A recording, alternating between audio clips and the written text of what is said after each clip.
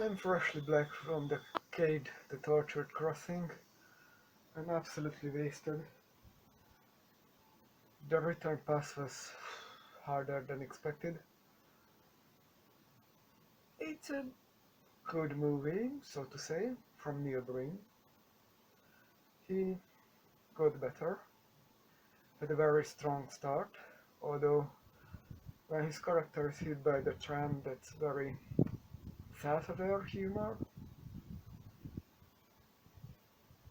This was the first 20 minutes maybe, then the middle part, the majority of the runtime is very dull, so to say. It happens in a mental hospital, asylum, no one knows. It's very repetitive and it just seems people are dying but they are still there and but it has a strong action-packed ending, so it's all in all it's fine. The problem is with such visionary in the creators that when they get to a certain quality, you can see the story, the actual story of the movie is paper thin, and that's a problem. So I don't know if Neil Breen can move forward from this point, but it was fun. I suggest you watch it. It's a sequel to The Twisted Pair by the two main characters that twins, otherwise not that much, so that's a plus. The charge of the tiger fight is cool. There happened, my big complaint is, there happened some birdemic level, now there is no background noise. And I couldn't do anything with that, but yeah, I go to sleep.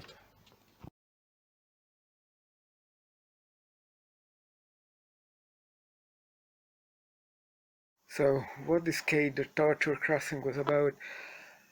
At the start of it, there is this mental asylum Cade, the one without the mustache and beard, fake one looking, buys a part of it because entrepreneur reason, humanism and all that stuff. And it was a good start. Neil Breen starting, doing a big opening, going up on these stairs, turns around, and it's really like talking to the actual audience, forceful breaking stuff. It was good, surprisingly good, and then mm, of course we see the CEOs and the usual people he hates, blames, whatever. They are stealing money and corruption of the corrupt kind and all that kind of jazz. The thing is, in the meantime, Kale, the one with the fake mustache and beard, is doing some mutagen experiment and all that crap because his implants are failing. So he is looking for a solution.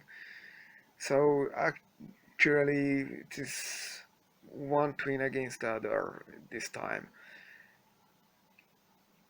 The some elements return. Neil Breen goes and kills some corporate ninjas, and this time we have action scenes. Yes, if you've seen the trailer, yes, that's what you have to expect.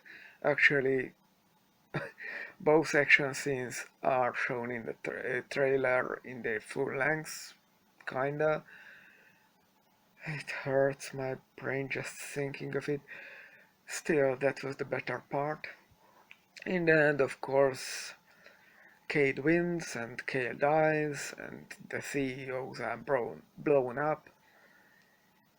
That was funky. The problem is the middle portion where we should see the mental patients.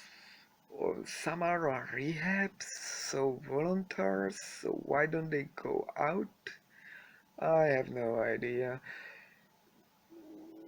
All of the actors are dying at least 2 or 3 times, and they are captured from the asylum to be brought into the asylum.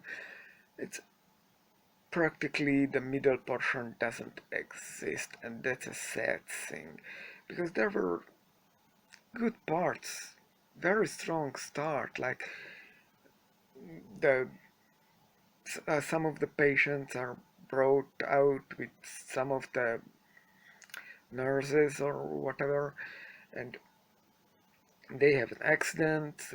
Cade walks there, fights the tiger. That's the romance subplot. Don't ask.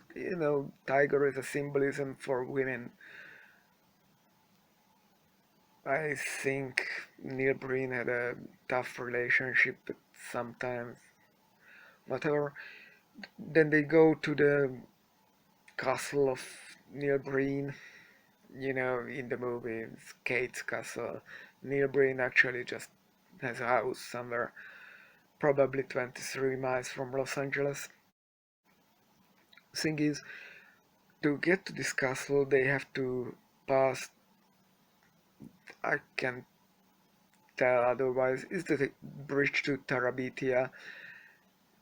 It works. He uses these kind of traditional tales, like in the Fateful Findings. There was that book that was practically stripped from the never-ending story. Or maybe it was the Bible, from the Bible, the Book of Life things, whatever. Yeah, that kind of things. But these are good working elements. So the middle portion, I will get a copy of this film and tell you exactly at what works exactly, and all this middle portion I have to see it once again because it's unbelievably bad and boring and repetitive, and it's just, I don't know, that hurts. But really, if you can see the first part and the ending, that's good. That's actually good. Goodbye.